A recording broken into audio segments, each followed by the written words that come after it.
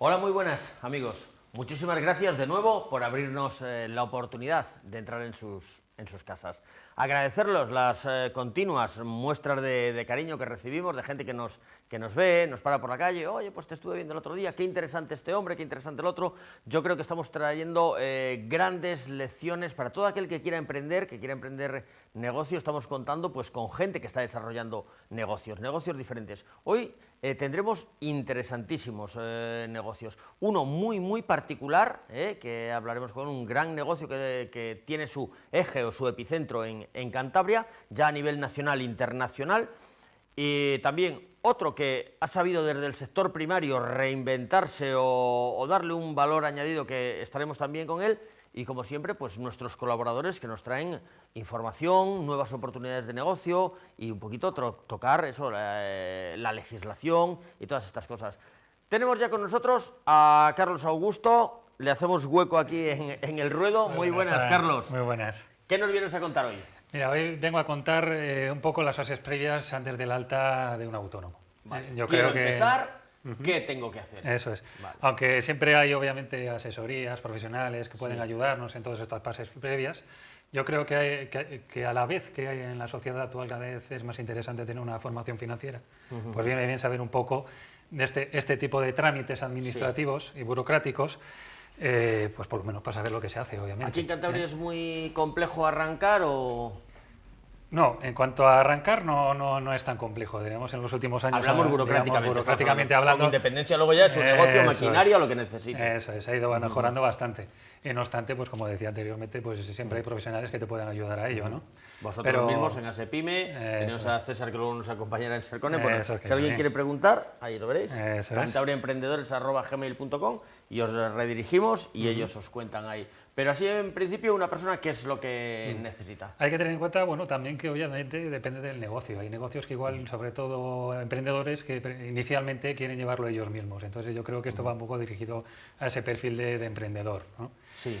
Lo que tiene que saber ante todo es que lo primero que hay que hacer, obviamente, es darse de alta en Hacienda, ¿vale?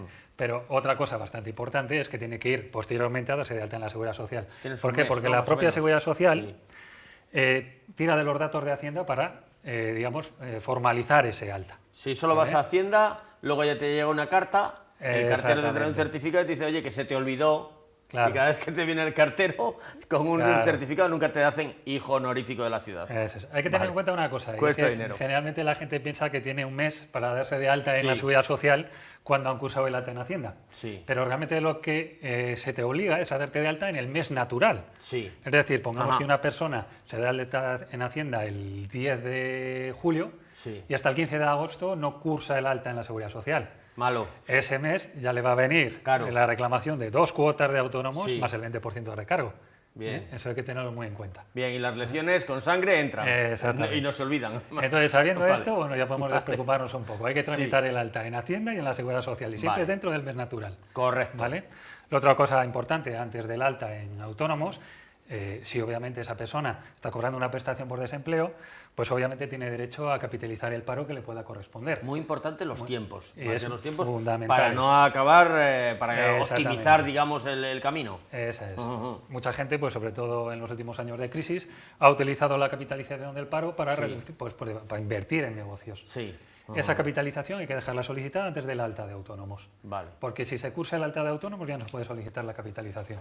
¿Vale? Entonces, por eso las fases que se van estableciendo no sale más barato un profesional. En la mayoría de los casos sí, digamos, para evitar cualquier problema. Sí, para no tener arrepentimientos luego. Eso es. Bien.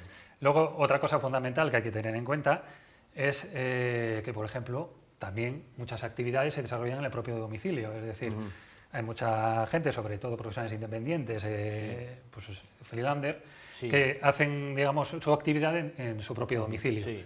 A la hora de hacer el alta en Hacienda hay que dejar registrado, obviamente, que la actividad se va a desarrollar en su domicilio y especificar los metros cuadrados que se van a utilizar para la actividad. Porque eso también repercute cara luego a poder desgravar gastos del propio negocio, o del hogar en este caso, porque es donde se desarrolla la actividad laboral.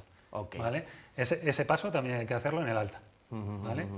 Luego, a su vez, justo cuando se curse el alta, también hay que solicitar las bonificaciones.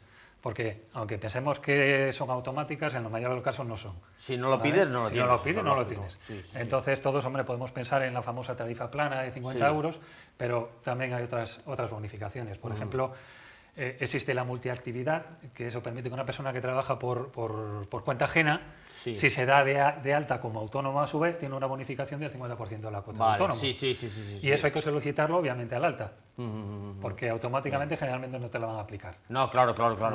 Entonces, esa también hay que dejarla solicitada justo cuando se realiza el alta. Gente que está haciendo un trabajo o que hace dos trabajos. Yo trabajo en una empresa Eso es. y además soy fotógrafo y los fines de semana aprovecho, o lo que decíamos, soy rabelista, ¿vale? Eso Y es. hago actuaciones, lo que sea. Además hay que tener mucho cuidado porque generalmente la mayoría de las bonificaciones, una vez que se solicitan, no te dan acceso a otras. Entonces hay que mirar muy bien qué bonificación es la que No, tú puedes no solicitar. perder el 100 por haber solicitado 10. Eso es. ¿Cuál es lo más interesante? Correcto. Otra cosa que hay que hacer, hay que tener en cuenta muy bien, es los epígrafes en los que vas a ejercer tu actividad. Más vale, digamos, pecar de general, digamos, porque aunque tú te des de alta en varios epígrafes, Sí. eso no te va a repercutir en el sentido de que tengas que pagar más impuestos. Lo que sí que podría, haciendo la Seguridad Social, es señalarte, oiga, el epígrafe en el que usted se ha dado de alta no es el correcto.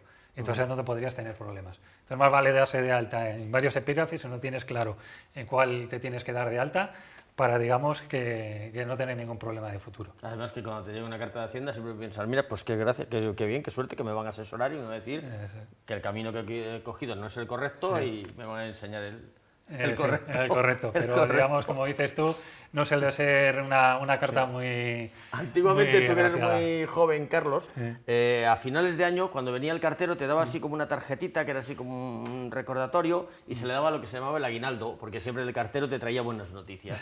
El sobre con 100 pesetas de tu abuela, una carta de la novia.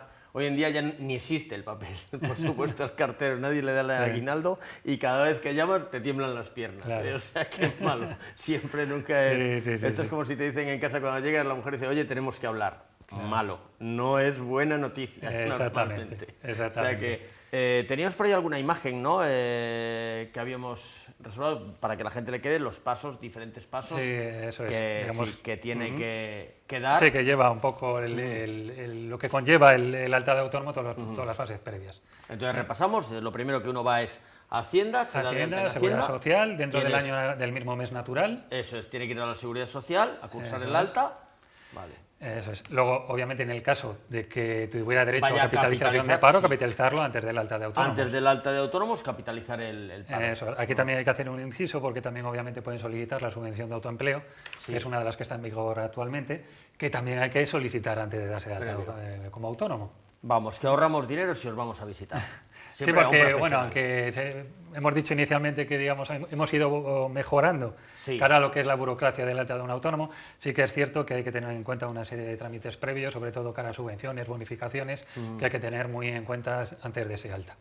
Mucho más prudente si uno tiene un problema con una muela, visitar a un profesional que no tratar de arrancarse. Eso es. Es más doloroso. Eso es. Hay que señalar también que eso, por ejemplo, son cuestiones que vienen mucho a preguntar a las asesorías. Sí. Es el hecho de las facturas. Generalmente los emprendedores, antes de darse de alta como autónomos, pues obviamente ya inician inversiones y tienen facturas de inversión que han ido realizando. Previas. Hay que tener en cuenta que las facturas tienen que estar emitidas una vez se hayan efectuado el alta en Hacienda, porque si no nos puede poner pegas la propia agencia tributaria. Es decir, te puedes encontrar en la sorpresa de que has hecho una inversión importante, pero que la propia agencia tributaria te echa para atrás facturas Y no las por puedes ser de deducir. fecha anterior al alta.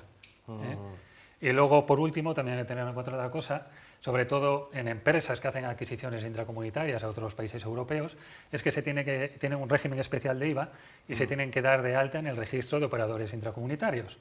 ¿Por qué? Porque obviamente la fiscalidad del IVA es distinto si tú adquieres los productos a un proveedor español que si solo adquieres a un francés o un alemán. Eso lleva un modelo específico de IVA distinto y hay que estar inscrito en el ROI, que lo llaman, lo llamamos abreviado, para que puedan hacer compras de bienes o servicios a otros países comunitarios. Pues ya saben ustedes cómo empezar, si vamos a empezar un nuevo negocio, los pasos que debemos dar. Muchísimas gracias, don De Carlos. nada. Nos vemos. Muy bien. Un placer. De acuerdo, un placer. Hasta Unos luego. consejos publicitarios y ahora mismo volvemos con un emprendedor, uno de los grandes.